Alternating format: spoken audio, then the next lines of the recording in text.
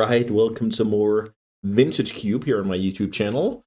I'm really enjoying this journey so far. I feel like this season we have had some awesome decks, awesome games. Let's see if that continues today.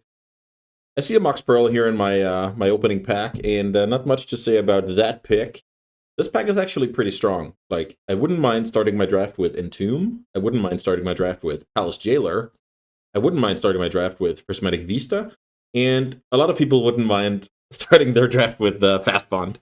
Um, so Mox Pearl, the color of that is white, but I'm not too worried about that. That's not something that's like the tiniest tiebreaker. Let's say my next pick is between a white card and a blue card that I think are, evenly powered. Then it can become a tiebreaker. I will have to note that I'm sending a Premier White card, and I'm sending a Premier Reanimator card, so I'm less likely to move into those. Inti is also awesome, by the way. I missed that the first go-around. Inti, definitely up there, on par with Fast Bond, I would say. Oh boy. We get shipped a Mox Ruby. Like, that's extremely lucky, starting out with 2 Moxen. I can't remember when I've done that the last time.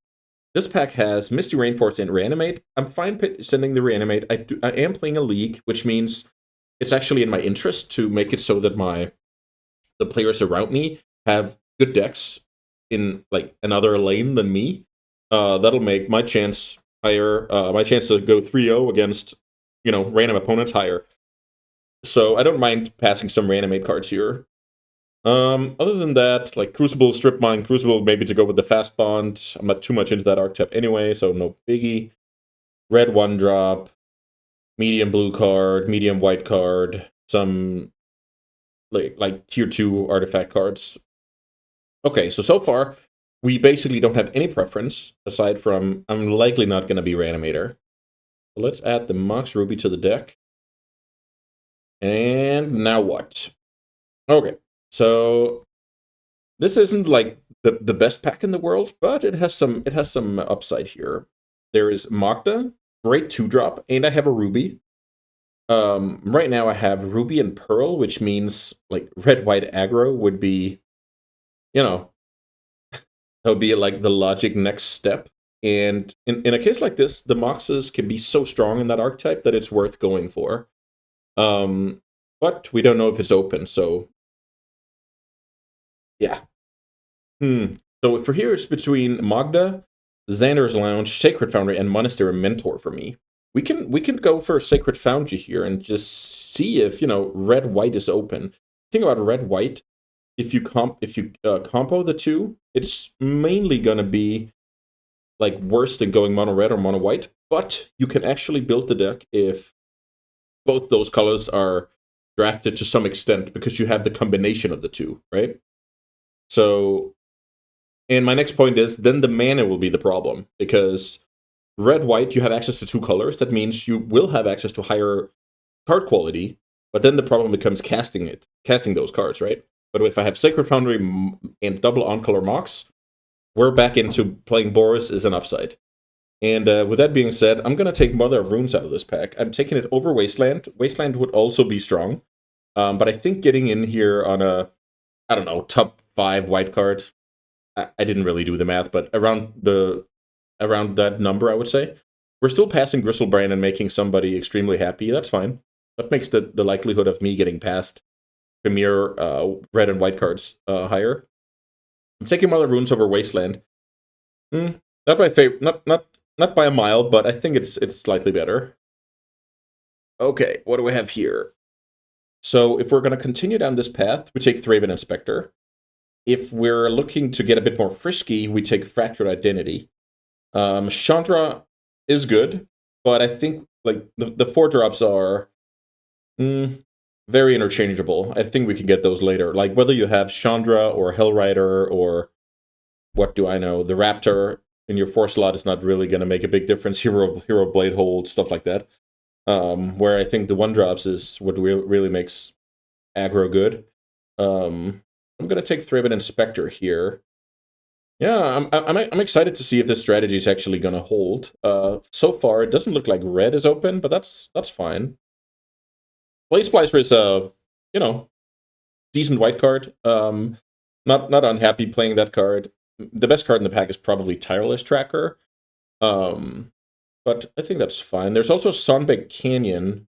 That's actually a close pick between Blade Splicer and Canyon, but I'm going to take the Splicer here, mainly because we might end up mono white, so we might not need the fixing, but let's see about that. But that being said, now I have Containment Priest, Lurrus, and Fire Blast. I don't want to take Fire Blast as my first red card, so it's going to be between the others. I think Containment Priest is reasonable. Containment Priest, decent curve filler, 2-drop, and disrupt some of the more, broken strategies in the cube. Lurrus is definitely not bad either.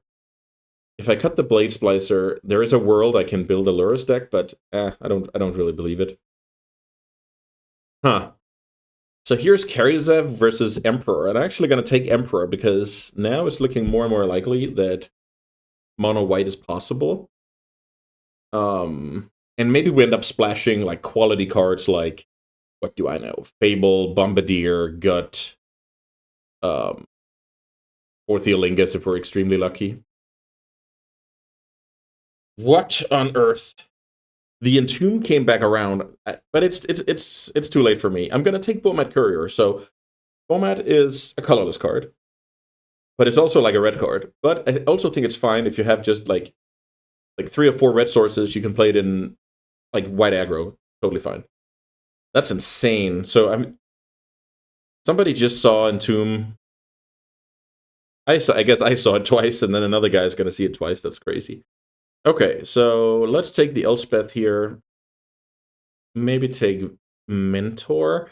The thing about Mentor is it's really not that exciting in mono white, but I feel like taking it out of the pack can have some value for signal purposes.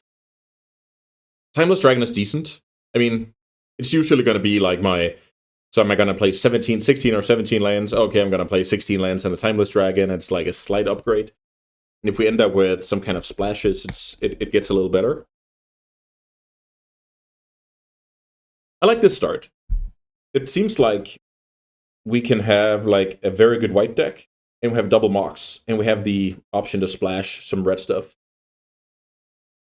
So basically how this draft, we passed Palace Jailer. That's actually important to think about. We passed Palace Jailer. So that's why you have even more value to, draft Sacred Foundry, might look for red to pair up with the white, etc. You don't want to go all in like, oh, I opened a Mox Ruby, I'm gonna just draft mono red, or you want to make some calculated decisions. There's a Fire Blast. We might play that card. Let's keep that in mind. So Karizev was pretty late. Fire Blast was pretty late. And as I said, even though there's another red drafter at the table, we can still get like 1/3 of our non-lands to be what the hell? We can even get 1/3 of our non-lands to be red. This is just absurd. 3 Moxes? Oh boy. Okay, so Mox Emerald joins the fold. And what can we wheel out of this pack? I wouldn't mind the Inspector. I wouldn't mind Otari. I wouldn't mind Absent. I can't see all of those 3 cards disappearing. I mean, there's even Metamorph and Firebrand. Oh boy. Mox Emerald. Mox Ruby, Mox Pearl. Huh.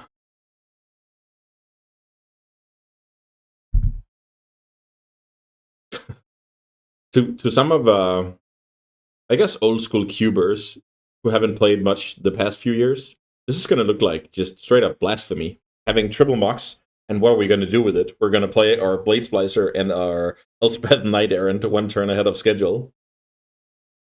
It's going to look kind of silly, but hopefully it works out.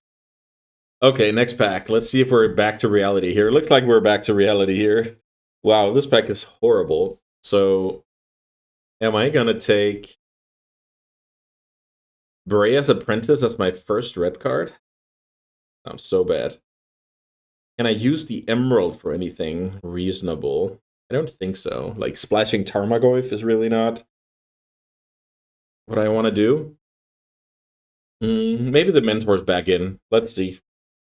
So if the Mentor's back in, a card like Chromatic Star becomes serviceable. I'm not gonna I'm not gonna, you know, make that card better than it is. I'm gonna take Steam Vents here. I think that opens up for like some shenanigans, like getting past Ancestral Recall, opening Time Walk, stuff like that. And if we're splashing red anyway for something, then it might be, you know, might be strong. Okay, another pretty bad pack. I could actually just take Volcanic Island and try and bolster that plan. Let's see. How good is Karn, Sign of Urza in this deck? We have 3 Moxes, Thraben Inspector, Courier, Blade Splicer. That's kind of a lot of incidental artifact stuff. We can also just take a Braid. A Braid is just, you know, bread and butter card. Maybe I take a Braid. Okay, let's take a Braid here. Now I think we're officially also some kind of red. But I think that's fine, because we're also pretty likely to end up with either Gut, Fable, stuff like that. Now I can go and take Rabblemaster, very, very good 3-drop to play ahead of schedule, or I can take Getaction Probe, which is basically just reducing your deck size to 39.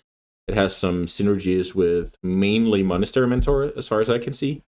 But I think Rabblemaster is too strong of a 3-drop here to let it go. Chrome Mox would have been cool if I didn't have all those like real boxes already. This pack is not great either. Arc Trail is not embarrassing to register, but it's kind of close. let's take that. Okay, so white is really not open from that direction. And I'm not getting that great red either. Portable Hole is decent. Taking that over Mutavault. The best card in the pack is probably Mystic Confluence, followed by Bitter Triumph, but yeah, that's not for us this time around. This deck is going to be quite strange, I think. I don't think the card quality will be that strong, but we can hopefully like have a Mox in our opener often enough that we have a good shot to win a lot of matches. I guess I'm not allowed to complain. I think it's just fair, right? I'm not allowed to complain. I have 3 Moxes.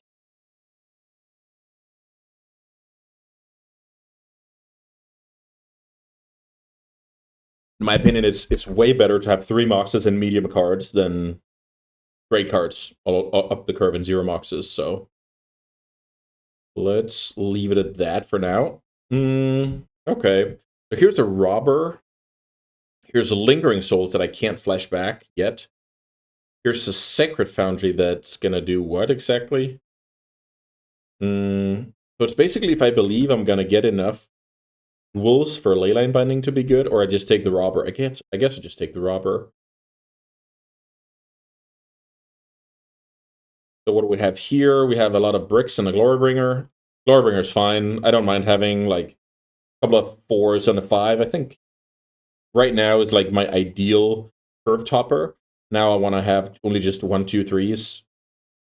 I'm lacking some interaction, like anything from Bolt, Path, Dismember, obviously Swords to Plowshares, Chain Lightning, Flame Slash. I'll happily draft more of those cards, because if I get more of those, it's more likely that I'm going to get there with like Mentor, Rabblemaster, etc. Speaking of that, here's some removal, but there's also a 1-drop. I think the 1-drops are quite important. Unexpectedly Absent. I'm going to take the Inspector over Absent after just having asked for removal. Not sure if that checks out. Shieldbreaker versus Apprentice. I'm fine taking the Apprentice. It looks like I have a lot of artifacts, and that might do something. Shrapnel Blast actually looks insane in this deck. It's not. I've had it in like 1 red deck before, where it's like, okay, I have enough artifacts for this to be like a good finisher. Yeah, Shrapnel Blast is cool. Don't care about those. Don't care about those. Okay, so let's see, going into pack 3, I have, let's count all of these as lands over here. I'm at 17 playables. So I'm looking great to you know, get to the magic number. But I think we can do a little bit better and maybe upgrade a few cards. But let's see. We're trying to complete this red-white aggro deck. Some removals, some good threats. I think that's mainly it. Maybe bolster our mana a little bit with like A fetch or something would be awesome. Okay, let's have a look at this pack. Not anything insane that jumps to mind. I like Pyrokinesis in creature matchups. That card is just strong. Maybe we can wheel that card. I feel like I should take Palantir. Let's see. Palantir, we can play it somewhat early, keep the engine running, pressure our opponent's life total. Do we have any synergies with that card? We can mill over Timeless Dragon. That would be pretty sick. Deal 5 and have a 4-mana creature in the graveyard. Other than that, no real synergies aside it just being a good card. Let's just quickly see what we're passing here. True Name, love that card. At some point they removed it from the cube, but I think it belongs in here. I think it had to do with like the play experience playing against creatures you just can't kill. But yeah, let's see if we can wheel either Oust or Pyrokinesis.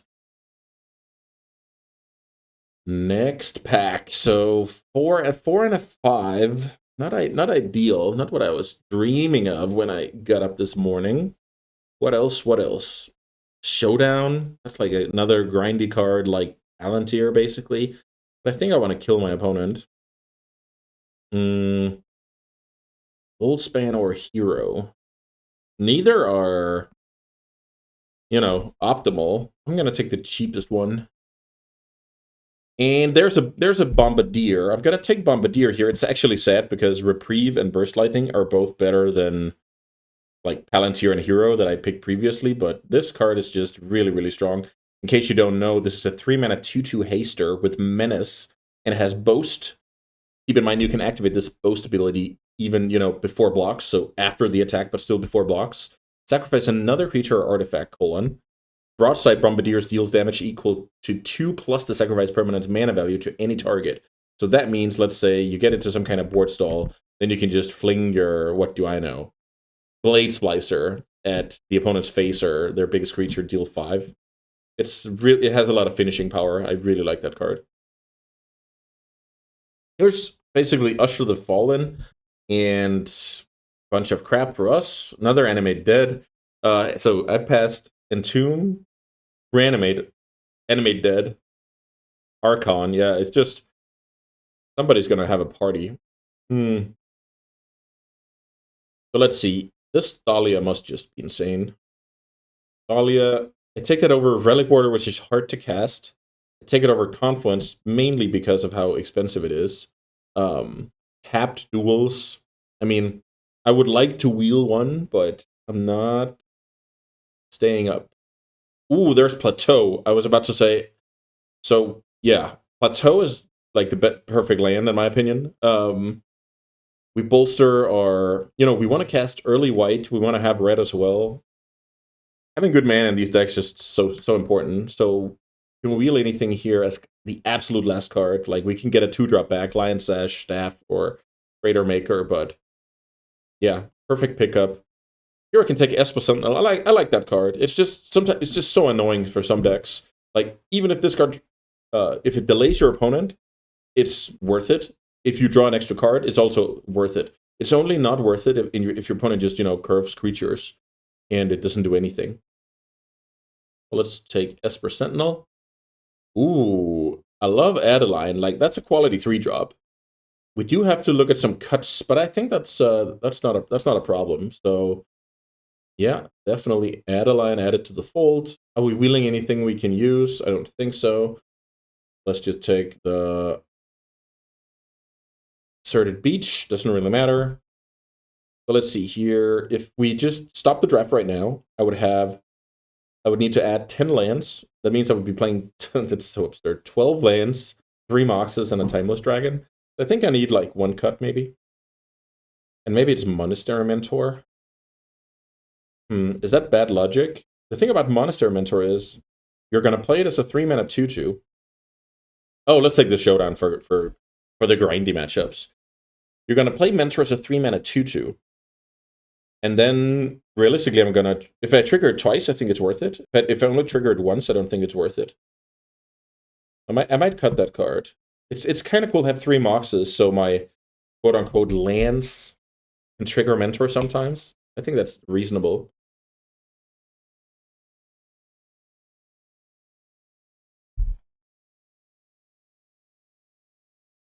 Yeah, this deck looks good mainly because of the Moxes. But sometimes it's fine to just, play a creature every turn, have a little bit of interaction, and just go slow and steady. Sometimes that works. Yeah, we can't play any of these cards. We can take the Battle Skull in case we get paired up against mono red. Don't need these cards. Relic Warder could be a good sideboard card. I'm not sure it makes the main deck with how my mana requirements are working. But if I play against like an artifact deck or something with Oath of Druids or whatever, I can see the Relic Warder playing a role in that. Staff? Okay. So maybe the staff? Does the staff make Mentor better? Maybe I cut the Glorybringer. I don't mind that. So let's see. How many? So first of all, probably need to cut like one card. Then I play 16 land-ish, 13 lands, I guess, 3 boxes and a Timeless Dragon. So let's just see here. How much token creation do I have? I have Usher. I have Blade Splicer. I have Mentor of Adeline, Brea's Apprentice, Rabble Master, and all of the 4-drops. So I think Staff is worth it, but I don't think we need the Mentor. Maybe it's crazy to cut Monastery Mentor. I'm gonna run it like this. So let's add some lands here. Let's quickly see how much red do we have already. 1, 2, 3, 4. At least I gotta get to 8. Maybe if I can get to 9, I'll check. That's 29 plus 5. That's 34. That leaves 6 planes. Let's see. 1, 2, 3, 4. Go to 10. 10 and 8. 10 and 9. No. Is that right? Let's see. If I add 6, 7, 8, 9, 10. Yeah, that is.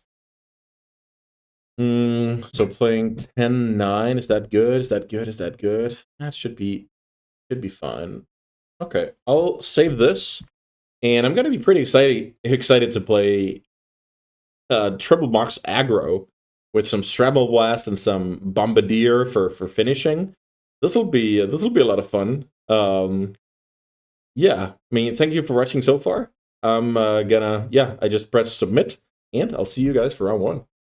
Okay, round 1. We're ready here, playing Triple Mox Boros aggro. And we're looking down at this hand. So let's see. We can turn 2, Plane Cycle Timeless Dragon. Turn 3, we can play one of these cards. Can't play Adeline unless we draw another planes. I think I'm just going to mulligan this. I think we can do better out of this deck. Yeah, this is a lot better. So here we can bottom the Shrapnel Blast and play him on a white. I think that's reasonable.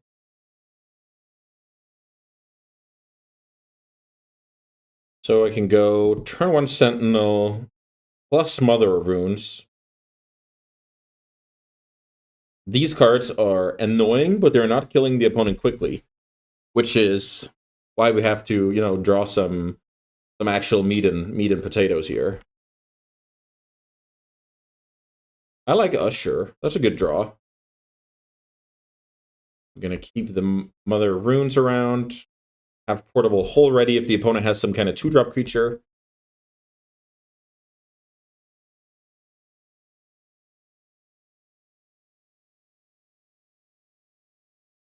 Let's see. Okay. Noble and a tap land, I guess. No tap land. Okay, so they just play into Mana Tithe for no reason. Or they wanted me to have the Mana Tithe, who knows? Let's play Portable Hole, get rid of the Noble, attack for 3 and make a token. I'm getting Force of Willed. Okay. The opponent Force of Wills and hey, fine. Then I'm gonna get in for 3 and make a token. I'm also gonna play out the Mox because blue-green something. I'm just playing a little bit around draw 7 here.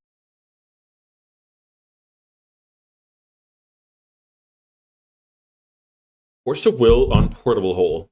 I mean, if the opponent is powering out anything big, I'm in trouble. Is this Toxic Deluge? True Name Nemesis. Okay. True Name Nemesis is annoying, but then I might change my plan here and like proactively use my Mother of Runes here. Pro blue. Still gonna play the land. Attack, make a token.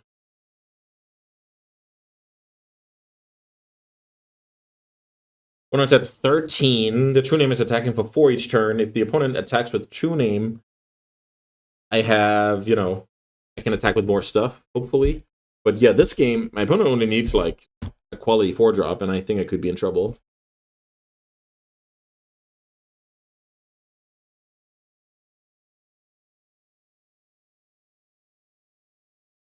As I said, my creatures aren't winning the game very fast.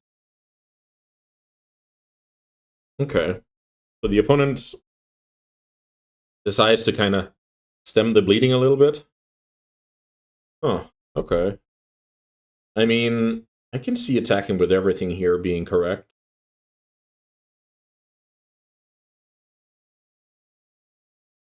Let's see, play that. Oh, that's funny. That is funny. I guess the opponent is pretty desperate for some plays. Let's play that card. And now I guess attack with everything and give protection to whatever my opponent blocks.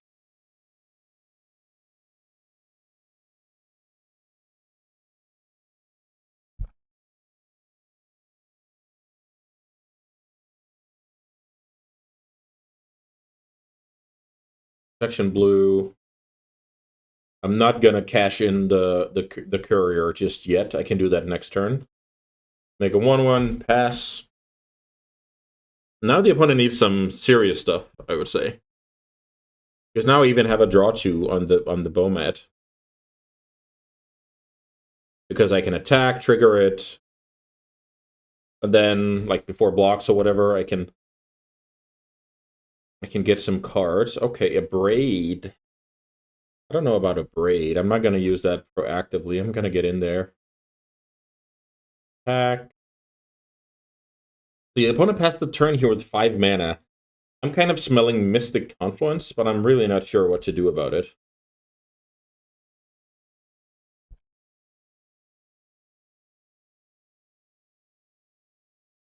Oh boy. Opponent casts Flash. Pay for the Sentinel. There's Torsten.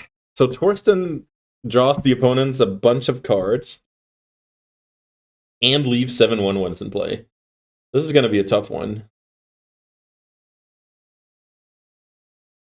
This is going to be a very tough one. Let's see. The opponent... Wow, this is awesome. So the opponent draws into Skydiver, Hallowed Fountain, Etali, Primetime, and Solitude. Remember, only creatures on lands. Whew. Sure. Ooh, this is brutal. So with the opponent at 8?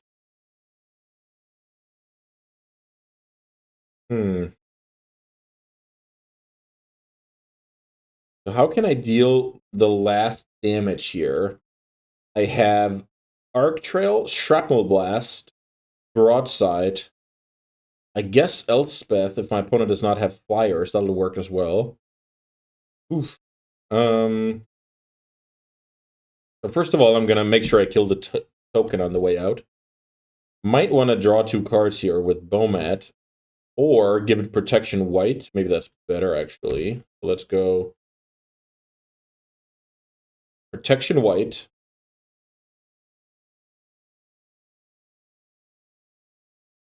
Then I can abrade that one, maybe? Let's see, the opponent has... Maybe I have to kill the noble here to make it so that my opponent can't play... Yeah, let's kill off the noble. Activate Usher. Pass priority. Yeah, that was brutal. The opponent refilled their whole hand, killed almost my whole board. And they're still at 8. So, and I believe my Shrapnel Blast is on the bottom of the deck from scrying after mulliganing. The opponent found a land. So now the safe play is to make sure the Bomat does not draw 3 cards. Okay, I think that works as well. Otara getting in there. My opponent's now at 10. Go to 17. Yeah, this is a big problem. Adeline. The thing is, my opponent's gaining life in the air. That's the worst. That's the worst thing. Maybe I play that. Attack, attack. Make a 1/1, which also attacks. I'm getting ready to either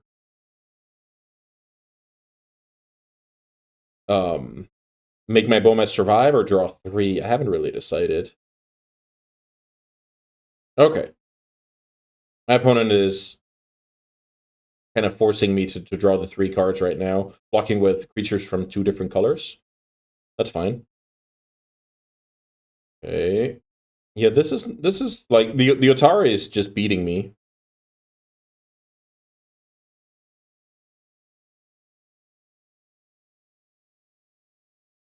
The opponent has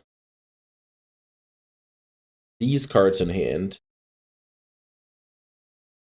I feel like there's, yeah, no Oko. Oof, brutal. Brutal. I think I'm just going to eat one of those guys. Ugh. I wonder how I win this game. I probably don't. 2/1 flyer is actually good because I have Elspeth as an out in my deck. But I guess now I don't. Then I have to proactively give protection blue, which I think is reasonable. Oh yeah, Teferi's a good one. But I have Mother of Runes, so maybe it's not that bad. The opponent could bounce the clue token.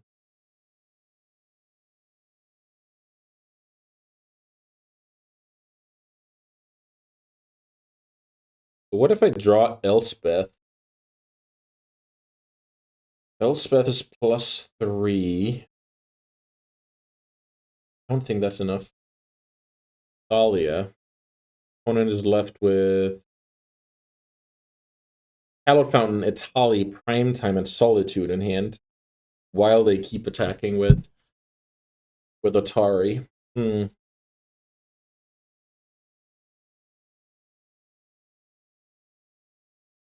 They have so many different colors here that Mother of Runes is like not super useful. Yeah, so what if I drew Elspeth there, my Adeline would be 9 powered. So the opponent could block 4 other creatures. Yeah, that wouldn't be enough, but it's so close.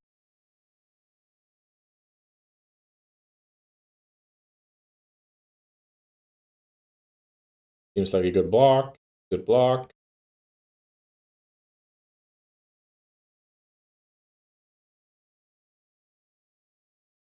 So I have to give Adeline protection here.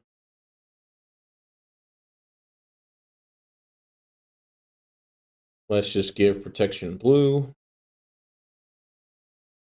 Soldier down. Skydiver down. Biggest problem is the opponent's ability to hardcast Solitude next turn.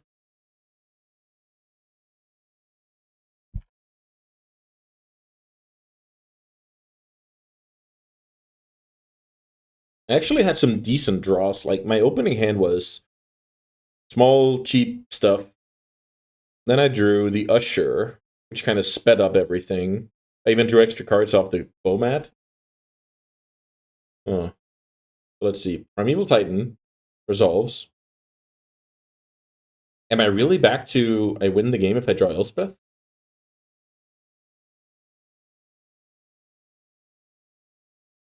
That's interesting. I win the game if I draw Elspeth. Unless my opponent has a white card to go with that Solitude, I guess. Ari attacking. 3 boys that I can all eat. Block, block, block. I take 3, go to 7. The opponent's up to 11. Elspeth, baby. Come on. Elspeth? Elspeth? That's not Elspeth. My last resort is sacrificing an artifact here. Let's see. Should probably float for mana and sacrifice the Mox.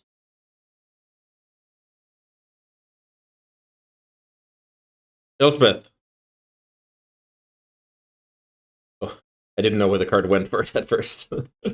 Okay, so now if I attack with everything, the opponent can easily jump block there and then can't get in for enough damage. Then I lose to like a combination of flying trample stuff. Okay, sick game. I was just an Elspeth away. No such luck. Do we have anything against like a big green multicolor deck that we can... I guess I should check if I have anything like terrible. By the way, I swapped, I went down to 8 red sources, 11 white sources after the deck draft and deck tech video. Let's see. Thalia doesn't look that great, but then again, they still have like Teferi, Oko, and stuff, so it's not horrible. I think I just run this back and, oh, maybe Glorybringer. It looks like Flyers are awesome against that deck. Then I would need to cut a cheaper card. Maybe Containment Priest. Okay. Let's see if the Flyer comes in clutch. Okay. I think this hand is a keep because it's so good if I find a third land. But it's close, and it just might be over before it begins here. That's a risk with this hand, but I think it's worth it. It's strong enough. I wonder if I play out this Ruby. I don't think I should.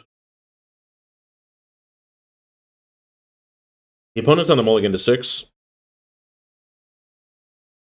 If we draw our third land, I have either Bombardier or Adeline coming in.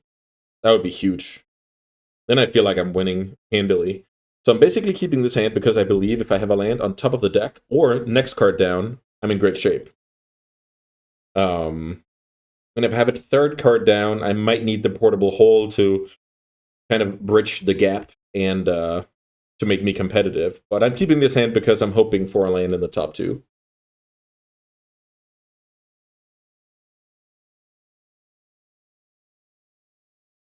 I'm not going to play out the Mox here because of something like Nature's Claim, Prismatic Ending, stuff like that. Ooh, that was not good.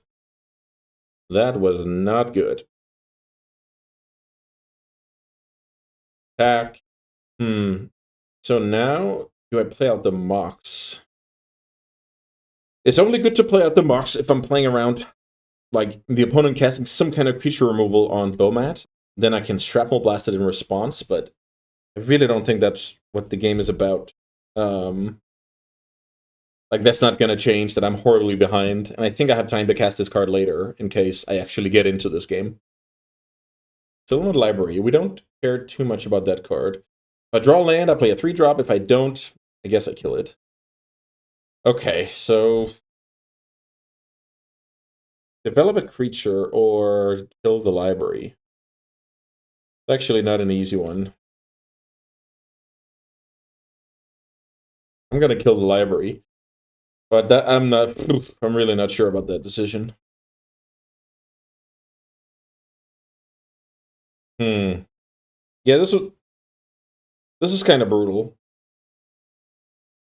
But it's definitely it's a risk with keeping that hand. What is this? This Oko.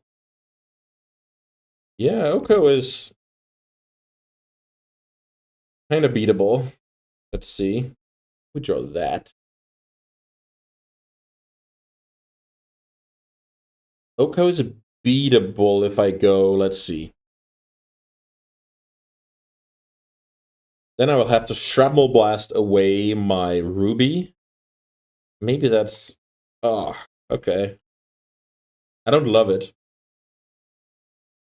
So if I Shrapnel Blast away my Ruby, put the Oko down to 1, attack it dead, play Usher. I think that's okay, but... Oh boy. I don't know if I'm supposed to sacrifice the portable hole there. Oh, the opponent might have Force of Will. Okay.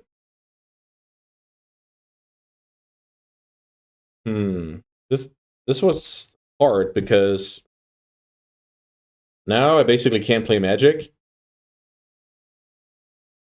And yeah, I should also have attacked first because the opponent showed Solitude last game.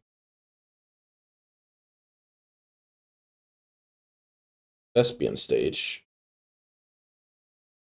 Is this the fairy? That is the fairy. So now the opponent can bounce Bomat, which is annoying. And then Halfling. Wow. Yeah, that's super annoying. Mother of Runes, not gonna help. So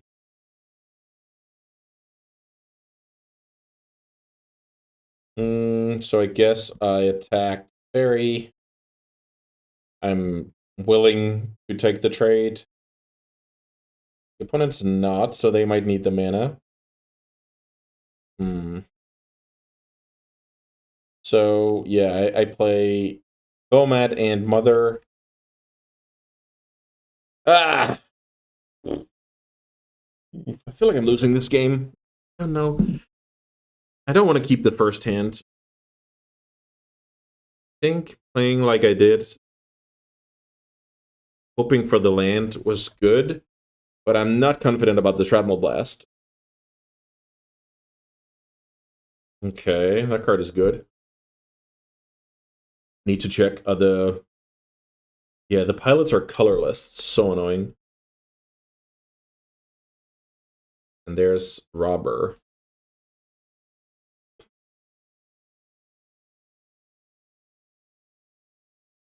Yeah, this is a problem.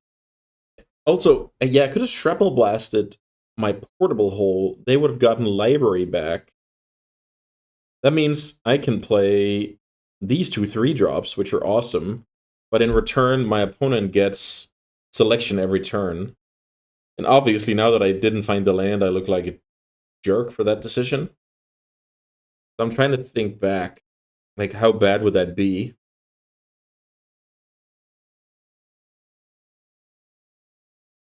I think it's very close. It's like, if I give my opponent back the Sylvan, and I naturally find my lands, I'm gonna look like an idiot. If I sacrifice my Ruby, I don't draw like more mana this game. I look like an idiot. But I think, yeah, it's tough because I think in both cases, let's say it works out and I find like a mountain, even if I find a plains, I think I look like a genius here.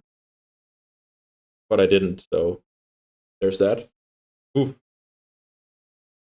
Close decisions for sure. Now the opponent's kind of in the game here, drawing an extra card each turn, finding a blocker. That blocker doesn't even care about Mother of Runes.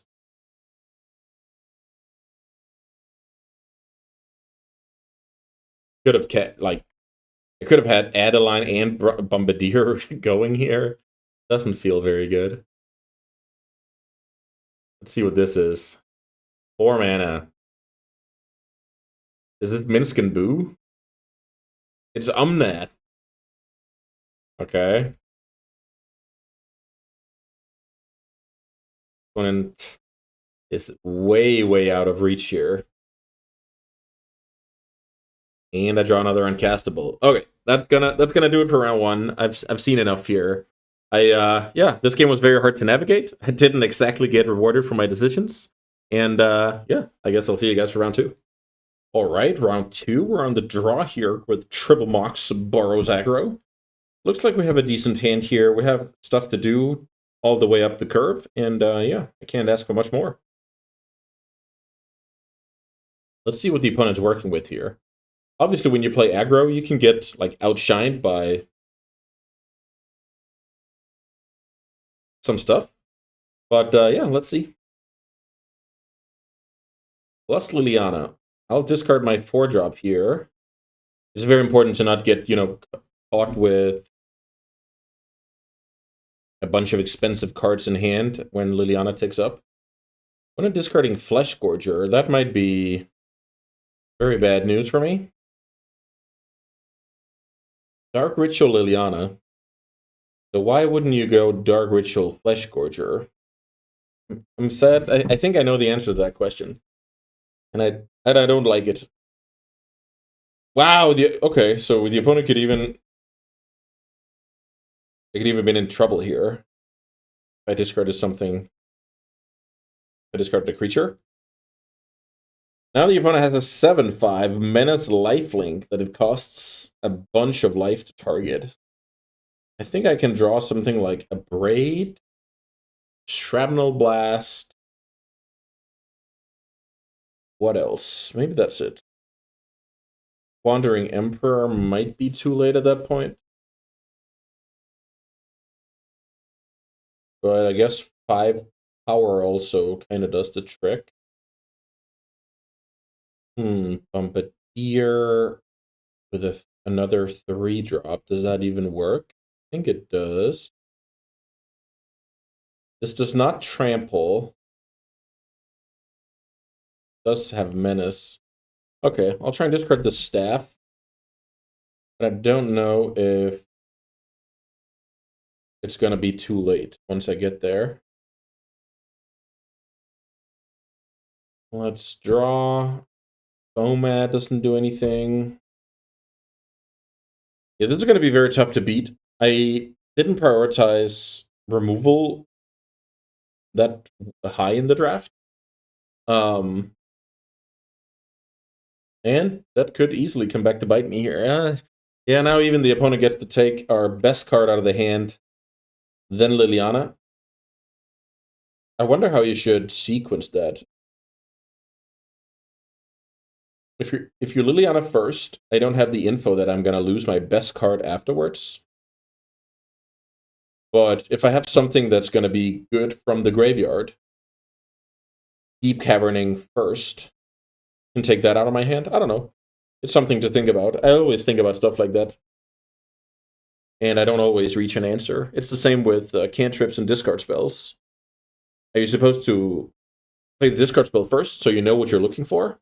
Or are you supposed to play your cantrip first so you know which card you can't deal with, and thus have to take with the discard spell? It's just so context dependent, right?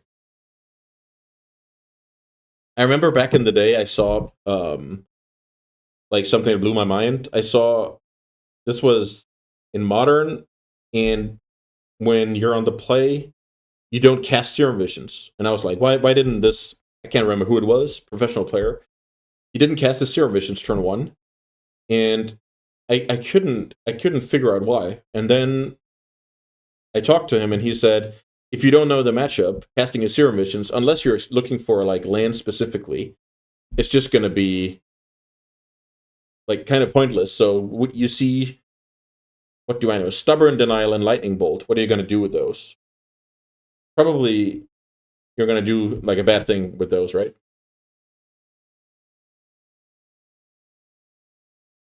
So let's see here. We can attack the Liliana, but I think this is just over. So yeah, back to the Serum Visions point. So by waiting, you know what you're looking for because you get the info about the matchup, right? And if you know the matchup, obviously you play turn 1. Yeah, it was pretty cool. That's like some next level Magic stuff. I guess the same is true now for Preordain to some extent. let's say you don't know if you're playing against Amulet or you're playing against something like Ragavan where you need the fast removal. So let's see here. I go to 5. So I can't remember if Ward also works with abilities, but I guess we're about to find out.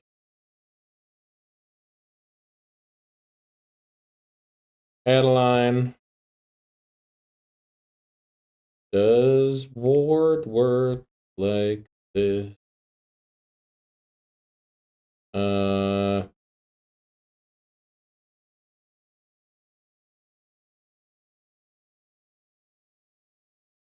we shall see. Oh, it certainly did. Okay, so can't remember what does Reality Smasher have? I think that's only for spells. I'm mixing it up with something, that's for sure. Okay, so we're playing against Black Reanimator-ish. We don't have any upgrades. We can hope to draw Containment Priest, or we can hope to draw like some removal for that 7/5. Yeah, this is tough day at the office so far. Let's see if we can win. I didn't manage to. Yeah, I haven't won a game yet. Sometimes that's how it goes. It's very dangerous to be like, oh, I have triple Mox. This is going to be easy. I'm going to crush everyone. You still have to play well and draw well. Okay, so turn 1 Mother of Runes. Turn 2 Bowmat. Yeah, this is fine. This is obviously this is not how you just crush your opponents, obviously, but I think I'm not gonna mulligan serviceable hands. I think that's a bad strategy.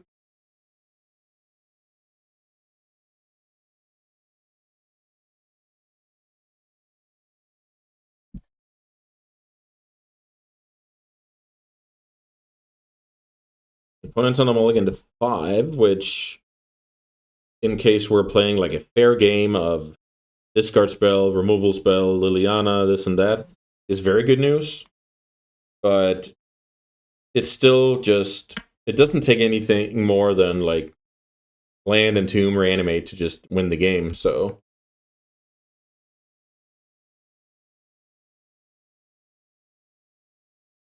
when an unfair deck is mulliganing, I'm not as happy as when a fair deck mulligans. Keeping up the Mother of Runes here, keeping up red, but there's no way I'm sacrificing the Bowmat. But like some insane scenario, I guess it's possible. Bitter Blossom, that's a cool one. So I hope to draw play. That is a play. I'll play Usher, I'll attack for 1. And now it's going to be kind of a race. I think Arc Trail is going to do a good job in this race. Bitter Blossom. I feel like that's been away from the cube for a while.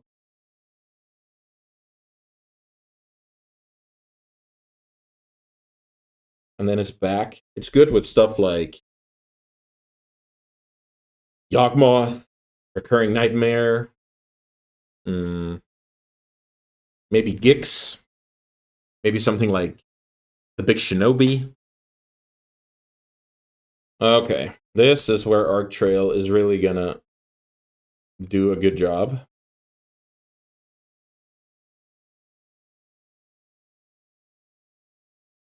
Kill 2 creatures.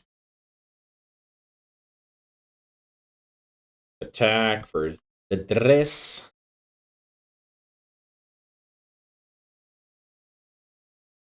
I'm gonna play the Sentinel out. I'm ready to get, I don't know, Toxic Deluged. If I do, I trade in my Bowmat and Elspeth for 3 new cards. Okay, Turok, a cool one in the matchup, but I think I'm gonna be fine this time around.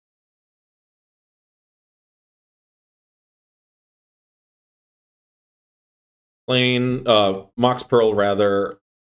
Now I think it's time to force through damage. I think it's time to go +3 and flying to Bomat. Is that correct?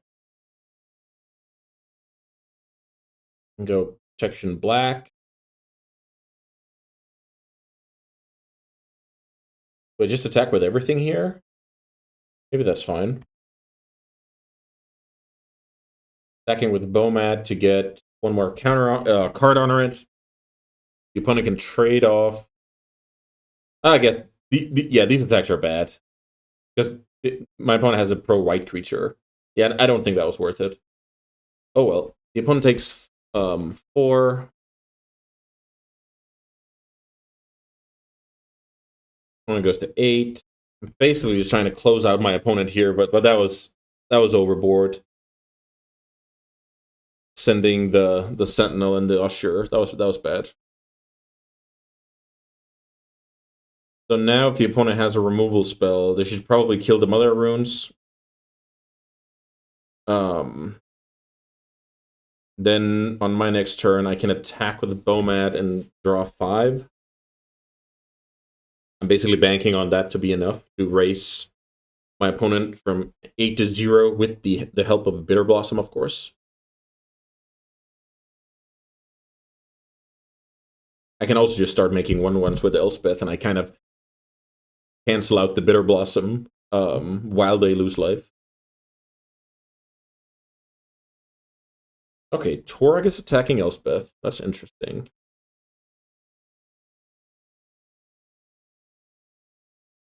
Elspeth down at 3 loyalty. If the opponent passes a turn here, I think I use my Mother Runes as protection.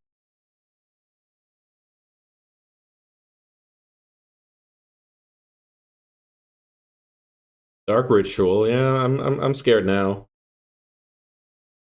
Is this Damnation?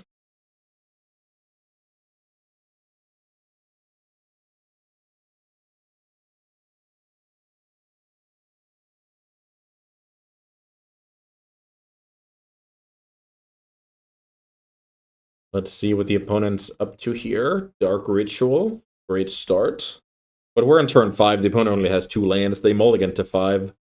This is definitely my game to. This is my game to lose, right? I'm supposed to put this guy away. I even had a great Arc Trail. Had a bunch of cheap creatures and a Planeswalker.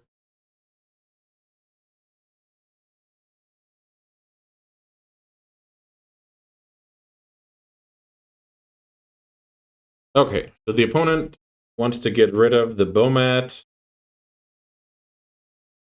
I want to have some new toys in my hand. The virtue gets, since the target is illegal, my opponent doesn't get the adventure. Let's see here. Is this the bat? Take my best card that I just drew. Is this the bat? That's the question. I drew some pretty good cards. Bombardier wins the game so quickly from this spot. What is this? Collective Brutality. Even look at my hand, it doesn't do anything, but my opponent had no way of knowing that. Mother Runes is gone. So now make a token. Yeah, this is so good. Oh, yeah, I played poorly here. I think I was supposed to get some staff value. Not sure though. So let's see. I have 6 mana available. I can go Bombardier, attack for 2, bling the staff for 4 more damage. Yeah, this should be. I think I just. Okay. I'm playing super sloppy here. So let's say I was a good player. What I do here is I go Bombardier, +3/+3 in flying, attack for 5, bonus at 5. Then I play staff. Then I sacrifice the staff to Bombardier, put my opponent to 1. They die from Bitter Blossom. But that's not what happened. So let's go Bombardier. attack.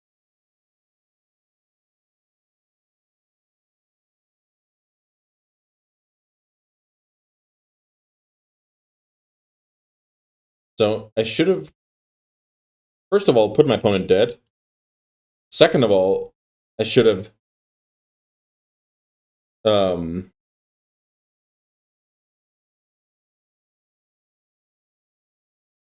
got one more counter on the staff.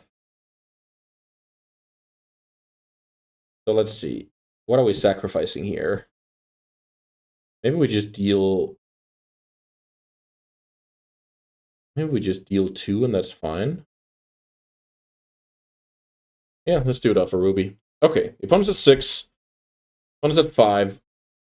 They have to kill Bombardier. And I have a bunch of other stuff in play. Oof, that was terrible. Yes, I mean, I'm really not doing the triple Mox deck justice here. Super sloppy play.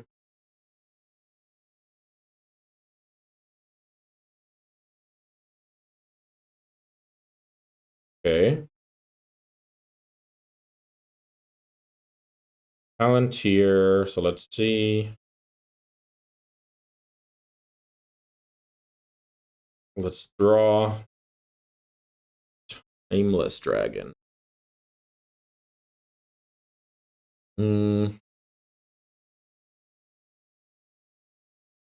Maybe I just attack here. That's probably fine.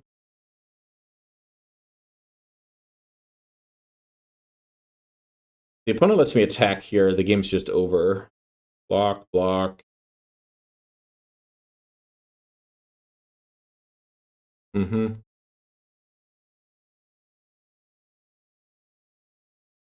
Let's deal 4 to the opponent. Okay, so we got a game here, but that wasn't pretty. I should have just played sequence correctly with Elspeth and Staff, and more importantly, just killed my opponent with +3/+3 and flying. Menace makes it unblockable, despite my opponent having 1 flying creature as a blocker. Take 5, heal 4, sacking the Staff, pass the turn, die to your own Bitter Blossom. That's all she wrote. So let's see. I think we just run it back here and then hope to play a little better. I think that would go a long way. Magic is a hard game. You need to really pay attention to detail. Yeah, I'm not going to keep this hand because my 2-drop makes it so that I'm even further away from my 3-drop. That's just not ideal. Huh. Okay, this is a cool hand. So if I bottom, it's actually a good question here. Do I bottom a Plains or do I bottom a red 3-drop? Probably bottom Freya's Apprentice. I think that's reasonable because if I draw Mountain, I have 4 mana. That means I can play almost everything in my deck. And the Bombardier makes it so that the extra land actually has a purpose. Turn 1 Bitter Blossom. Okay. Wow, great draw for me. So now I can portable hole my opponent's Bitter Blossom. Play Usher. So the opponent's already on a mulligan, I believe. Ooh, they can get rid of the Bombardier. Sick.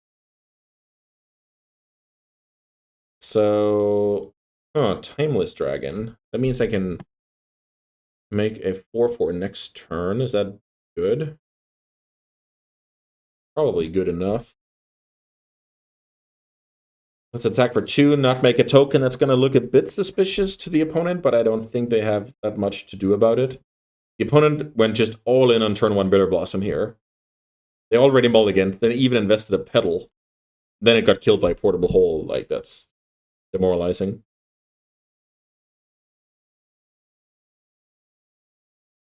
Now the opponent can Bone Shards my Usher. Hopefully not put anything nasty in the graveyard.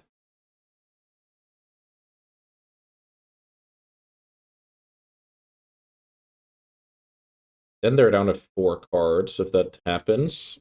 Okay. So no big creature in the yard. Plane cycle. Go for plateau.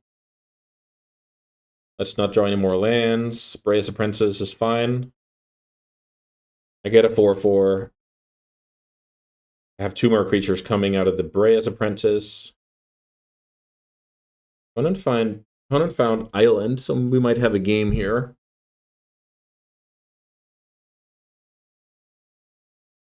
Opponent's at 14.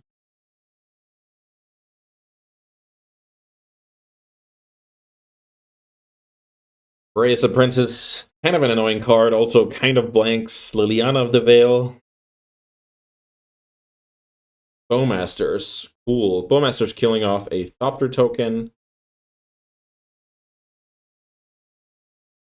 I think the opponent still needs something like Land Time Twister to be in this game. Treble Blast could be a great card to finish off this game.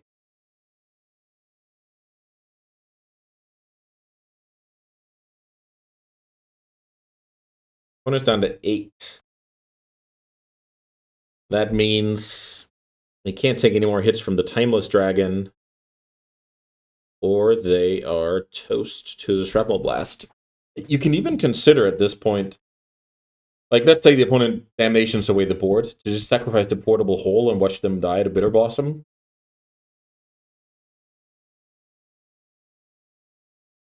Okay, I drew Robber.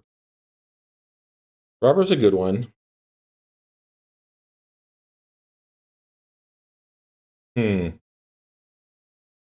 So maybe I'm supposed to Shrapnel Blast before attacking here to get value from the Robber?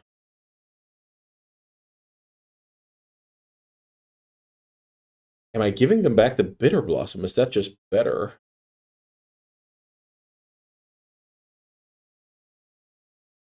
Whatever. Let's do it. The opponent got back Bitter Blossom. They're down to 3. I send the team. I get Robber value here because my opponent has more cards in hand than me. Well, I guess this is just over. Yeah, I mean, the opponent mulliganed, invested a pedal into their first play that I killed with Portable Hole. Then I just had, serviceable aggro to close it out. So not much to report here. The deck did its job over the course of the match. I wish I played better game 2, but that didn't happen. So let's see if I can avenge myself and play better round 3. See you there, guys. Okay, round 3. Let's see if we can finish strong. I'm on the draw here. And hopefully this hand will find a second planes at some point. Let's see. Ooh, turn 1 Thoughtseize. I'm excited to see what the opponent's going to take here. Because there are some Hail Mary strategies like taking Mox. But that's not going to be, let's say the game goes longer and it's not about speed, etc., etc. Then that can kind of backfire. But of course, they're buying some time here. I would have gone turn 1 Robber. Ooh, Demonic Tutor, sweet. I would have gone turn 1 Robber, turn 2 Staff at the very least. So they're maybe they don't care about my mediocre stuff here, and I'm just gonna get crushed. And then, of course, it's a great play to take the Mox, where you're just looking to buy time. If the game is about resources, let's say the opponent's on some blue-black fair deck, then if the game goes longer, they have to face these threats at some point, right?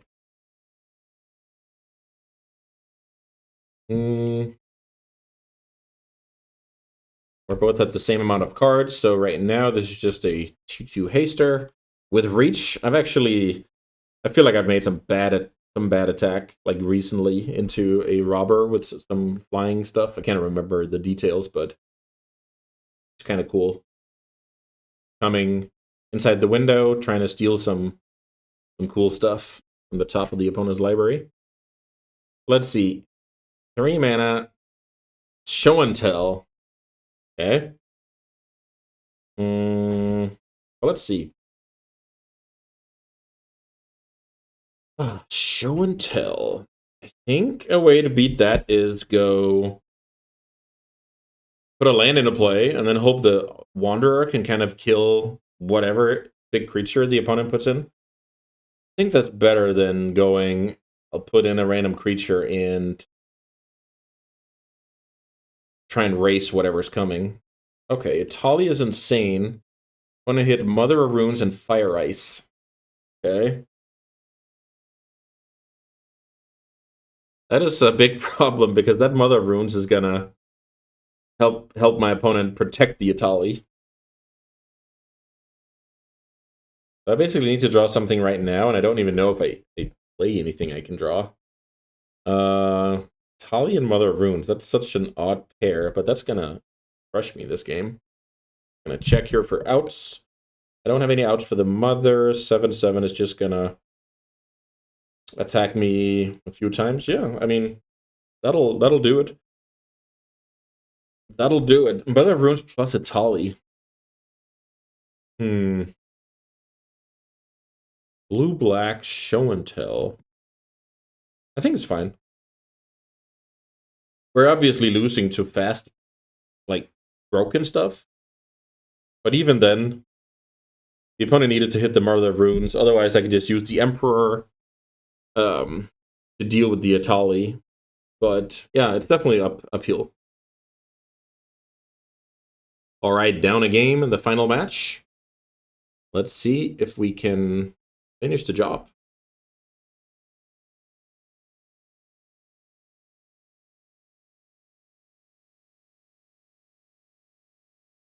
Triple Mox. Triple Mox, Triple Mox.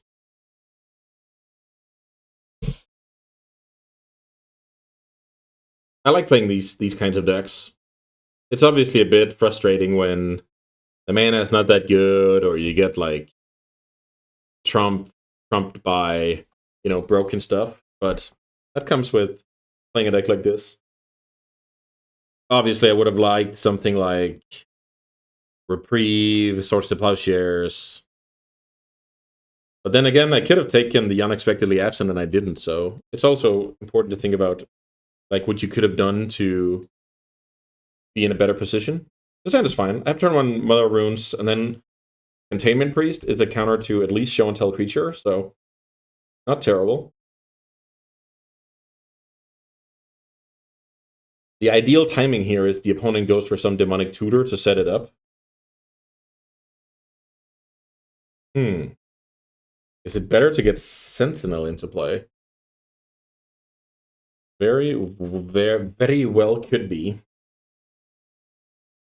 We'll play Sentinel. I'm kind of using my mana a bit worse here, but I might get a card here. I don't. The opponent has a Mutt. Okay, so probably we're playing against some sneak hybrid.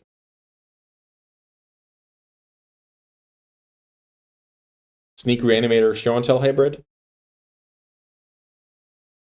So I'm gonna pass here. I hope my opponent goes for some kind of reanimation. I can respond with the priest. Obviously, the risk is the opponent now has blue mana, but I think it's okay. Let's crack this clue. I kind of want to surprise my opponent with this Containment Priest.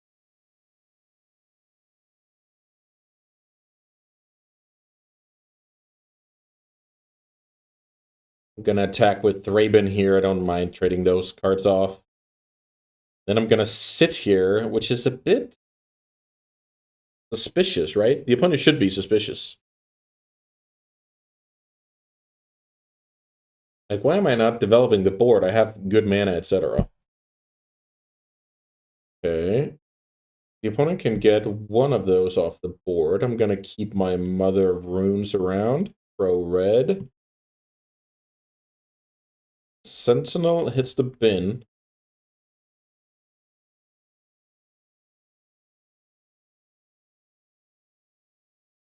I think if my opponent doesn't try and reanimate now... Oh, Recurring Nightmare. That's sick.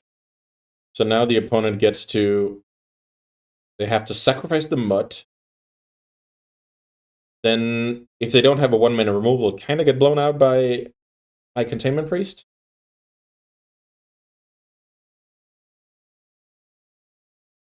Shadow Spear, not a problem.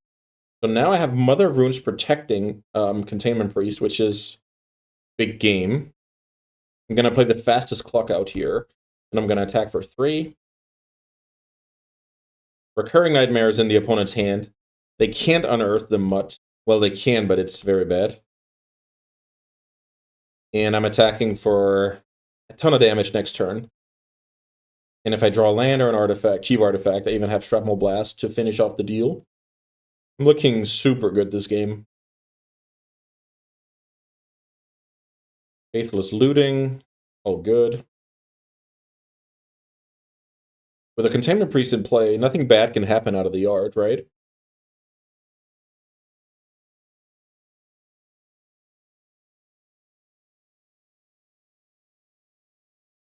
Let's see. Mainly, I'll consider this like Desperation Digging, yeah, even discarding Recurring Nightmare. Okay. I drew the land, so let's see, how much damage do I have here? So right now I just have 6, 7, 8, plus 4. Okay, so I'll do it like this. I believe I have 12 here.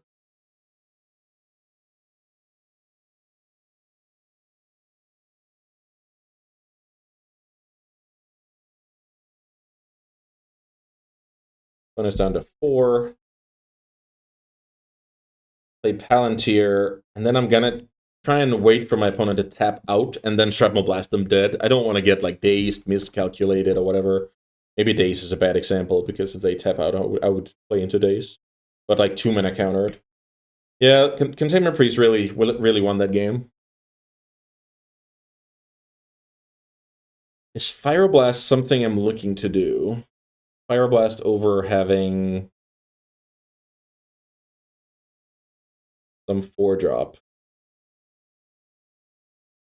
The thing about the 4-drop is, I don't want to draw 2 4-drops, but maybe drawing, if I do like this, then maybe drawing like a Fire Blast and a 4-drop is better. So which one is going to be better here?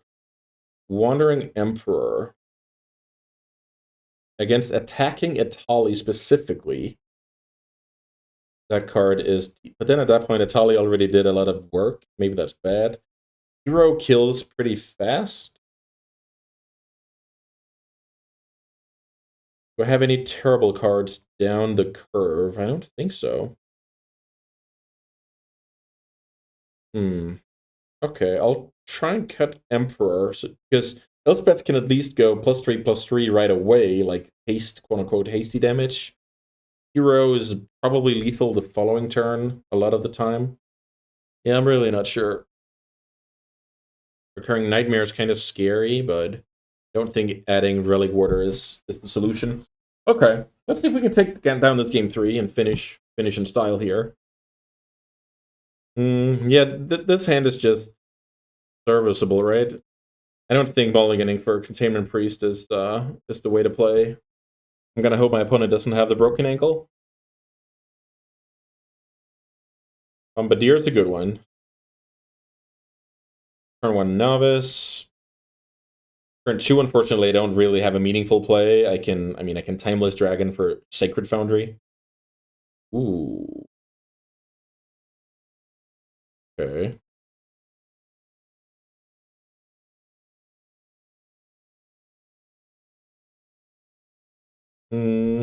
Maybe it's better to draw with the clue now that I found my second mountain, which makes Fire Blast a good draw. Maybe I just get show and tell and it's over. The opponent did go for blue mana with Oliphant. Okay. I think the correct play there is, once I'm not supposed to let my opponent untap here with 3 mana because of Hull Breacher. If my plan is to crack that clue, I think I should just, get to it instead of giving my opponent that chance. So let's see. I feel like I should develop Adeline here. But I also feel like my opponent has removal. I think I have to be fast. I don't think I could just sit back. So let's say I play my Bray's Apprentice because that's my worst 3-drop. I don't think that's a good strategy. Okay. So the opponent is tapping my Novice Inspector so I don't get the extra 1/1 from Adeline. I like that play. And now it's time to cross our fingers because Faithless Looting could be exactly what the doctor ordered from my opponent's point of view.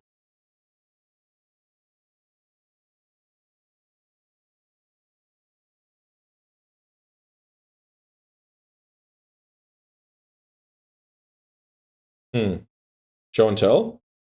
Frantic Search. Frantic Search without black mana available. That's what I'm hanging on to for dear life.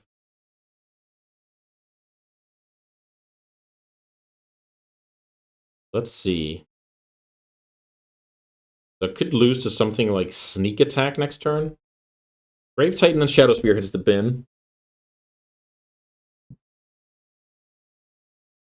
There's Fury. I don't necessarily mind that. So that's a 2-for-1 in my favor. That's okay. So now what can I do? Not much. I can play Dragon. Because I have 5 mana. That's kind of terrible. I think I'm supposed to do that. Play Timeless Dragon. Then next turn I can double 3-drop. The opponent has 2 cards in hand. No black mana in sight. Bombardier, Timeless Dragon. That's a lot of damage. That's like 14 damage, just those 2 cards alone. There's black mana. Let's see. Demonic Tutor. Okay. Is this Show and Tell plus Fatty? Or is this past the turn, reanimate next turn?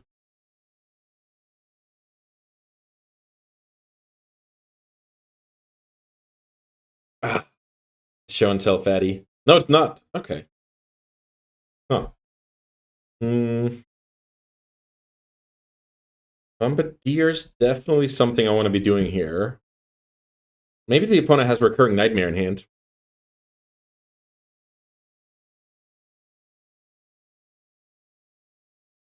Recurring Nightmare. Would that crush me? Maybe. I'm gonna give it a good go here. Bombardier. And I believe Bray's Apprentice. Attack, attack, attack. Let's see what the opponent does here with the blocks. Their blocks are gonna tell us if they have okay. This looks like Recurring Nightmare a lot.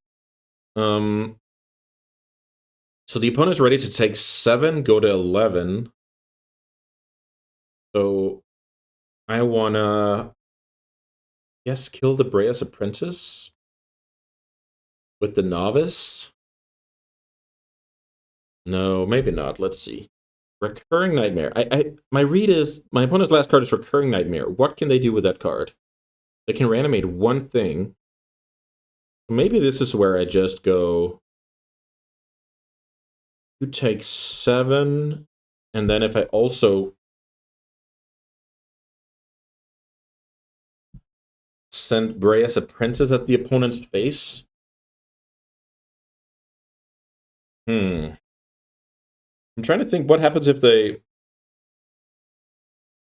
sacrifice the Thopter to get Fury. What does Fury do? Fury kills some small stuff. Then I can kind of fly over. Maybe that's annoying. So ideally I want to get my opponent to 5 right now. Is that possible? It takes 7 here, go to 11. Then it can take... Yeah, it's 1 short. But maybe it's fine because I have...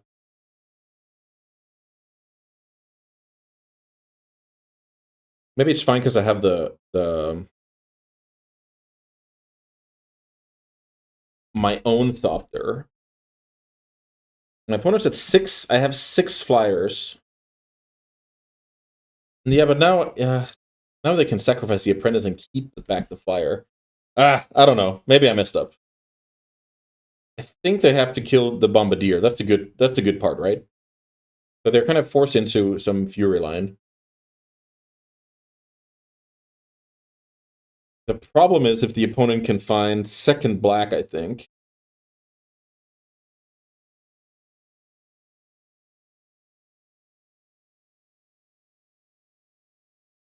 What do I have? Fire Blast and Shrapnel Blast in the deck. This is a great game. Like, so much stuff is going on here about the contents of my deck versus the contents of the opponent's deck.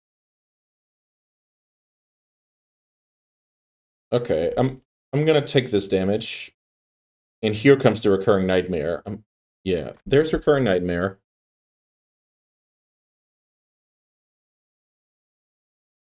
Fury, which is going to kill the flyer, so I don't even know what I was talking about last turn. The opponent will chump block here. And then they can keep... Yeah, I don't know about this. Let's play Thraben. Let's play Usher. Let's play Palantir. I feel like... maybe I could have played that better. I don't know how, but I feel like I was missing a few details. Elspeth. That looks awesome. So maybe I draw the Elspeth. Oh, they go to 2. Okay. Reasonable. Since I kept the card. And I'm probably playing like a low curve deck, etc., etc. So what can the opponent do here? Attack with Fury. I think I have to take 6. I'll take 6 damage. Then the opponent can Recurring Nightmare. They need a flyer. But Brea's Apprentice is only 2 bodies. Then I can attack my opponent to 1. This is brutal. This is brutal. Please don't have a swamp. My opponent did not have a swamp, and I draw the Containment Priest. Okay, I'm a champ. I'm a champ, never mind.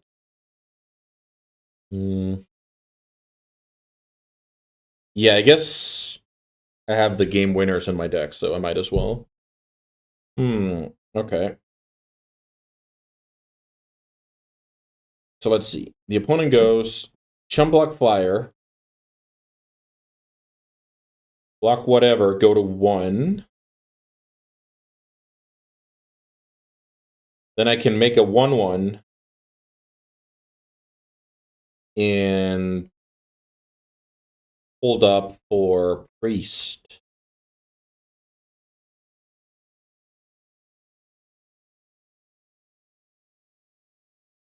Look for Shrapnel Blast and Fire Blast. Oof. This is the dream, baby.